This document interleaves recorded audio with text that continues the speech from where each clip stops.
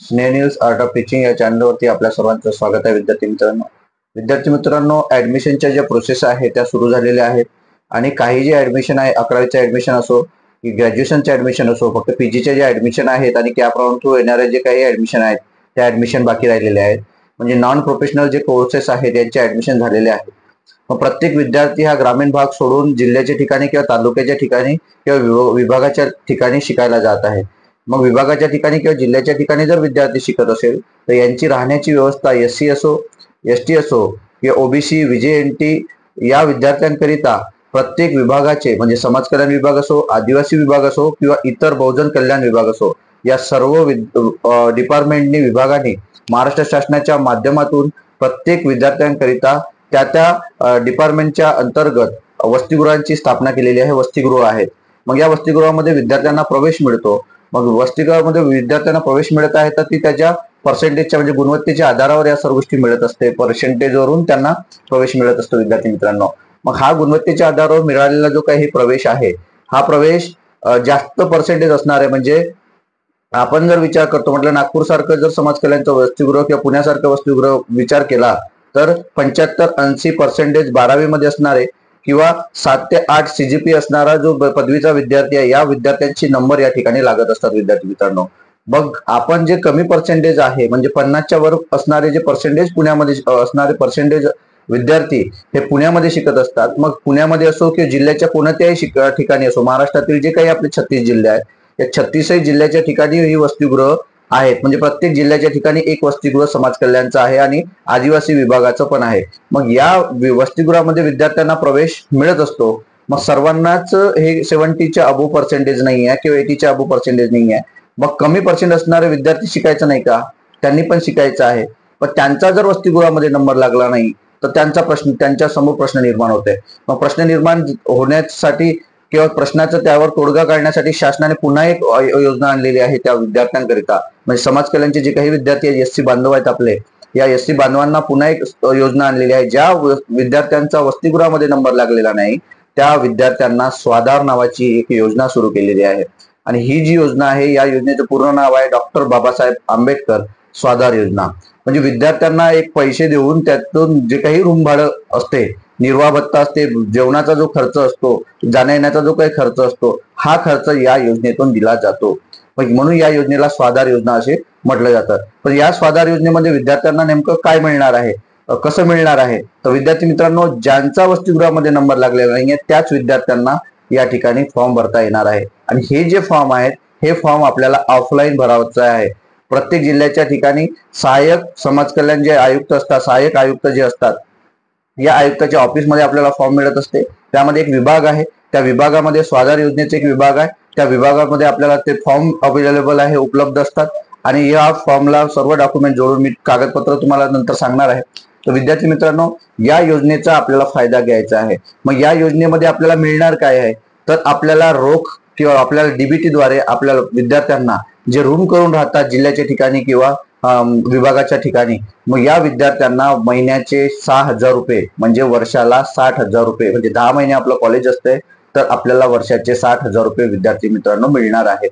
मग या 6,000 रुपयामध्ये आपलं जे काही रूम भाडं आहे, जेवणाचा जो काही खर्च आहे हा खर्च या ठिकाणी भागत आहे. म्हणून विद्यार्थ्यांना सांगू इच्छितो की जरी तुमचं हॉस्टेलला नंबर लागलेला नाही तरी घाबरून जाऊ नका. हॉस्टेलला नंबर लागलेला नाही तरी आपण ऍडमिशन काढू नका. आणि या योजनेची अट जी आहे ही अट SC साठी जे काही विद्यार्थी आहेत यांच्यासाठी 50% अट आहे.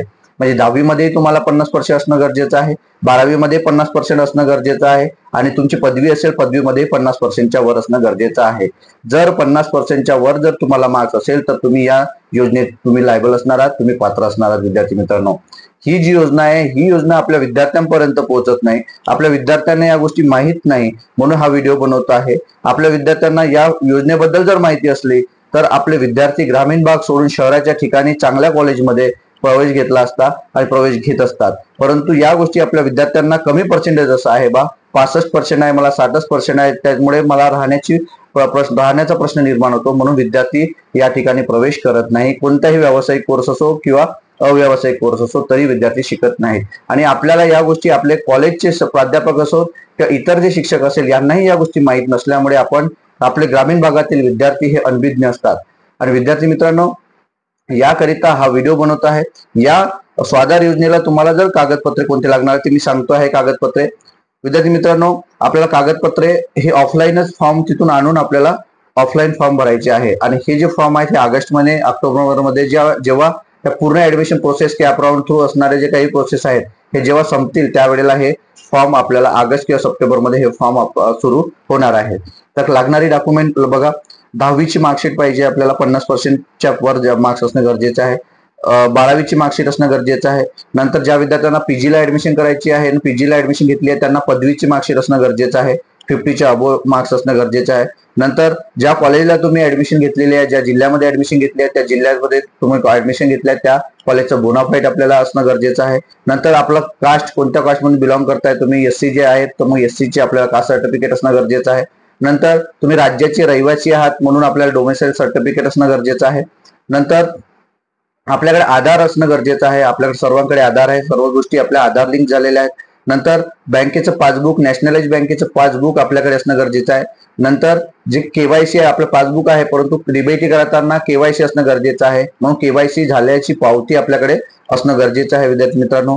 नंतर तुम्ही ज्या कॉलेजमधून सोडून ग्रामीण भागातून आले आहेत शहरामध्ये तर टीसी जी आहे तुमची 10वी असो 12वी असो की पदवीची असो ते टीसी असणं गरजेचं आहे, म्हणजे टीसी झेरॉक्स असणं गरजेचं आहे। नंतर तुम्ही रूम करून राहत आहे जिल्ह्याच्या ठिकाणी किंवा विभागाच्या लेवलला, तर आपल्याला ज्या रूम कडे राहताय तुम्ही त्या मालकासोबत आपला भाडे करार जो काही आहे तो करारनामा आपल्याला असणं गरजेचं आहे विद्यार्थी मित्रांनो। भाडे करारनामा इम्पॉर्टंट आहे, भाडे करारनामा सुद्धा असणं गरजेचं आहे। नंतर तुम्ही ज्या जिल्ह्यात राहताय तिथला स्थानिक रहिवासी नसल्याचा आपल्याला दाखला पाहिजे आहे, म्हणजे ज्या ठिकाणी तुम्ही राहताय तिथं स्थानिक नाही आहेत, आपण ग्रामीण भागामधून आलोय ते तुम्हाला तिथे पाहिजे आहे। नंतर महत्वाचा डॉक्युमेंट शेवटचा आहे इन्कम सर्टिफिकेट।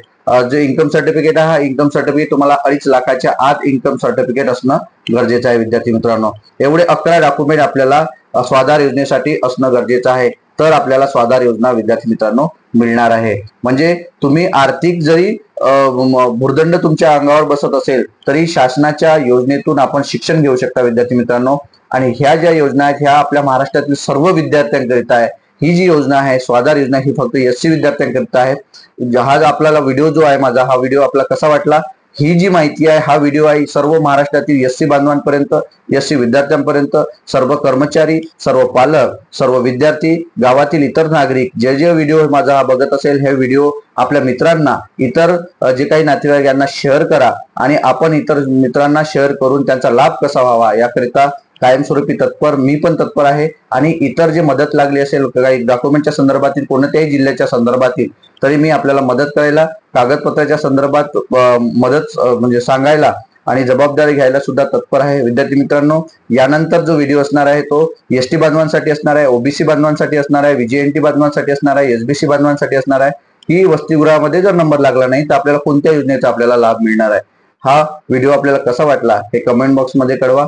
आणि माझ्या या चॅनलला असेच जे काही अपडेट्स आहे शिक्षणाच्या संदर्भातील, एज्युकेशनच्या संदर्भातील, इतर जाहिरातीच्या संदर्भातील माहिती पाहण्यासाठी माझ्या स्नेह न्यूज या चॅनलला आपण सबस्क्राईब करा। धन्यवाद।